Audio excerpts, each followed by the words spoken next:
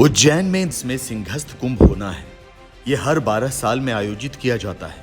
आध्यात्मिक शुद्धि, मोक्ष प्राप्ति और पवित्र शिप्रा नदी में स्नान से अपने पाप धोने के लिए श्रद्धालु उज्जैन पहुंचते हैं।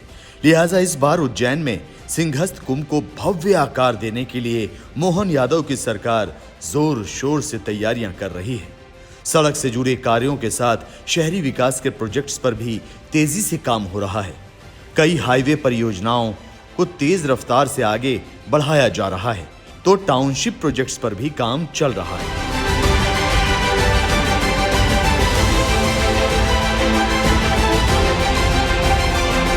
लेकिन इसके लिए कई नियमों में बदलाव भी किए जा रहे हैं। खासकर रिहायशी और कॉमर्शियल जगहों का विस्तार हो रहा है, तो शहर के विकास के साथ साथ विवाद भी बढ़ते जा रहे हैं। स्थायी विकास परियोजनाओं को लेकर पहले से ही उज्जैन में भारतीय किसान संघ ने सरकार के खिलाफ मोर्चा खोल रखा था। इसके बाद उज्जैन में लैंड पूलिंग को वापस लेना पड़ा था। तो इसी बीच एक ऐसा दावा किया गया है जिससे मध्य प्रदेश की मोहन यादव सरकार कटघरे में खड़ी नजर आ रही है।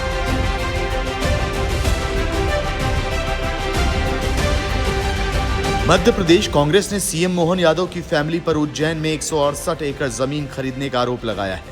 दावा किया गया है कि उनके परिवार और उनकी रियल एस्टेट कंपनियों ने उज्जैन में कम से कम 137 प्लॉट्स खरीदे हैं। शहर में हो रहे विकास कार्यों का फायदा सबसे अधिक मोहन यादव के परिवार को पहुंचा है। इनमें से कुछ प्लॉट बेचे भी गए हैं।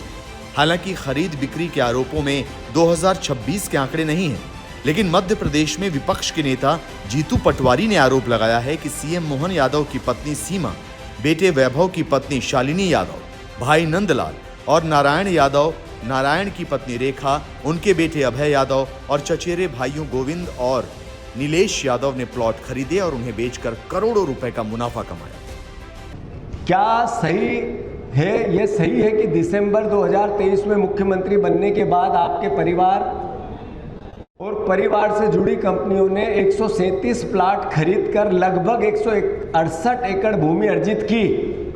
यदि नहीं तो क्या सही है? ये गलत है या सही है? प्रदेश को बताओ। रिपोर्ट्स में डिटेलिंग, और हम भी पूछ रहे हैं, प्रदेश भी पूछ रहा है। दूसरा, रिपोर्ट्स के अनुसार लगभग 111 एकड़ जमीन ऐसी जगहों पर खरीदी गई जो सड़कों, हाईवे की अधोसंरचना परियोजना से प्रभावित क्षेत्र है। क्या केवल सहयोग है या प्रयोग है? जमीन खरीदो और योजना लेके आओ।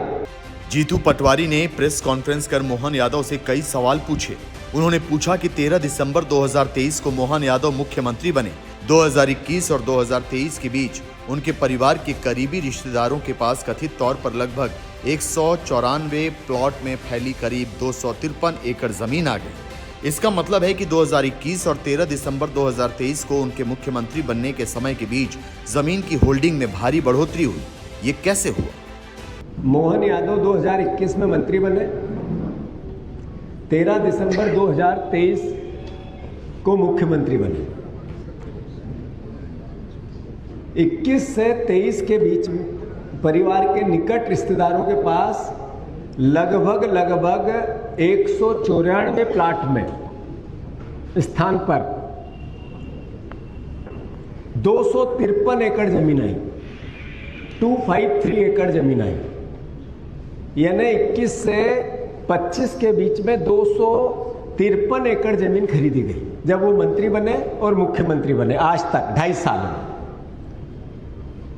दूसरा लैंड रिकॉर्ड क्या कहता है? 21 से 23 में 57 प्लाट में 85 एकड़ जमीन खरीदी। 24 से 25 एक साल में 137 प्लाट में 168 एकड़ जमीन खरीदी गई। इतनी तेजी से इनकम कैसे सोर्स डेवलप, क्या सोर्स का इनकम के सोर्स का डेवलपमेंट कैसे हो गया? आरोप है कि सीएम मोहन यादव के परिवार के नाम ज्यादातर प्लॉट या तो उज्जैन या फिर उसके आसपास घोषित नई सड़क परियोजनाओं के पास हैं या फिर उन इलाकों में हैं जिन्हें उज्जैन मास्टर प्लान 2035 के तहत खेती वाली जमीन से रिहायशी या कॉमर्शियल जमीन में बदलने के लिए चिन्हित किया गया है। यही नहीं, उज्जैन मास्टर प्लान 2035 को मोहन यादव को मुख्यमंत्री बनने से पहले मई 2023 में जारी किया गया था। सीएम बनने से पहले यादव उज्जैन में इंफ्रास्ट्रक्चर डेवलपमेंट से जुड़े रहे हैं। 2004 से 2010 के दौरान वो उज्जैन डेवलपमेंट अथॉरिटी के चेयरमैन रहे। 2011 से 2013 के बीच एमपी टूरिज्म डेवलपमेंट कॉरपोरेशन के अध्यक्ष रहे। 2013 से उज्जैन दक्षिण से वो विधायक हैं। जैसा मैंने कहा था कि क्या वल्लभ भवन की 5वीं मंजिल का नाम मुख्यमंत्री ऑफिस से हटा के Mohan Yadav and family real estate private limited कर देना चाहिए? क्या कहती है रिपोर्ट्स? दूसरा, मैंने जैसा कहा, ये प्रेस कॉन्फ्रेंस नहीं है, ये प्रेस कॉन्फ्रेंस है। बहुत दुख के साथ मध्य प्रदेश जब देश में आज ये इंडियन एक्सप्रेस में रिपोर्ट, तो क्या मुख्यमंत्री पे सवाल हुआ? मध्य प्रदेश के तंत्र पे सवाल नहीं हुआ? यहाँ के करप्शन को लेकर जिस तरीके की पूरे देश में परिस्थिति थी, उसको बल नहीं मिला। एनसीआरबी के आंकड़े कहते थे सबसे भ्रष्ट राज्यों में हम हैं। क्या उसको इस पूरी रिपोर्ट के बाद बल नहीं मिलता है? कांग्रेस मोहन यादव को मध्य प्रदेश का नया जमींदार बनाकर उन पर सवालों की बौछार कर रही है, तो वहीं दूसरे दल इसे बड़ा लैंड स्कैम बताने के साथ इसे अयोध्या स्थित राम मंदिर चढ़ावा चोरी से जोड़कर बीजेपी सरकारों पर सवाल उठा रहे हैं। राम मंदिर का मामला है, वो उज्जैन का मामला है। एक अयोध्या है, एक उज्जैन है, दोनों जगह लूट चल रही है। तो आप धर्म के नाम पे, धार्मिक स्थलों के नाम पे लूट करने के लिए आए हैं। कह रहे भाई तीर्थ क्षेत्र का हम विकास कर रहे हैं, स्पेशल पैकेज दे रहे हैं, 1000 करोड़ रुपए खर्च करेंगे, 10,000 करोड़ खर्च करेंगे, 20,000 करोड़ खर्च करेंगे। फिर पता चलता है अपने लोगों से कह देते हैं बाप पूत गौनहर माई धिया बराती, जो हमारे यहाँ कहावत है अवधि में कि सब लोग वहीं जमीन अपना खरीद लो, लूटो खाओ मस्त रहो। सब लोग लूट खा रहे हैं आराम से। तो मोहन यादव ने ऐसे थोड़ी कर लिया है, ये सब मिल के खेल कर रहे हैं। देश के अंदर जहाँ जहाँ भाजपा की सरकारें हैं, वो भ्रष्टाचार चरम पे है इनका। चाहे वो मध्य प्रदेश हो, चाहे उत्तर प्रदेश हो, चाहे बिहार हो, चाहे बंगाल हो, असम हो, छत्तीसगढ़, हर जगह ये जहाँ भी भाजपा की सरकारें हैं, ये पूरी तरीके से लोग लूटम लूट कर रखें। यही कारण है कि आज अलीगंज जैसी घटनाएं घट रही हैं।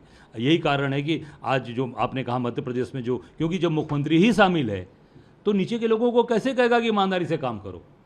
जो मुखिया बैठा है वही वो पूरी तरीके से भ्रष्टाचार में लिप्त है। इससे साबित होता है कि पूरी तरीके से ये भाजपा के लोग भ्रष्टाचार को बढ़ावा दे रहे हैं। और उसमें अगर सबसे महत्वपूर्ण जो बात कही जाएगी कि प्रधानमंत्री जो मोदी जी बनते हैं, अलग की मेरा एकदम अलग छवि है, और प्रधानमंत्री के ही साये में उन्हीं के संरक्षण में पूरे देश के अंदर भारतीय जनता पार्टी के लोग भ्रष्टाचार कर रहे हैं और वो आनंद ले रहे हैं। हालांकि विपक्ष के हल्ला बोल के बाद सीएम मोहन यादव और बीजेपी की ओर से कोई प्रतिक्रिया नहीं आई, लेकिन खबर है कि मोहन यादव के चचेरे भाइयों ने बताया है कि वो रियल एस्टेट कारोबार में कई सालों से हैं। 2010 से रियल एस्टेट कारोबार कर रहे हैं। उनके कई हाउसिंग प्रोजेक्ट्स भी चल रहे हैं, लिहाजा उन्हें निजी तौर पर जमीन खरीदने या बेचने का पूरा अधिकार है। लेकिन सवाल यह है कि क्या बतौर सीएम मोहन यादव ने अपने परिवार को रियल एस्टेट कारोबार में कोई फायदा पहुंचाया? क्या जानबूझकर उन प्लॉट्स या जमीनों के इर्द गिर्द विकास परियोजनाएं लाई गईं जो मोहन यादव के परिवार के नाम हैं? क्या मोहन यादव की फैमिली पर लग रहे आरोप सही हैं? मोहन यादव कांग्रेस के आरोपों का जवाब कब देंगे? भारत बज़ लाइव, हर खबर में भारत।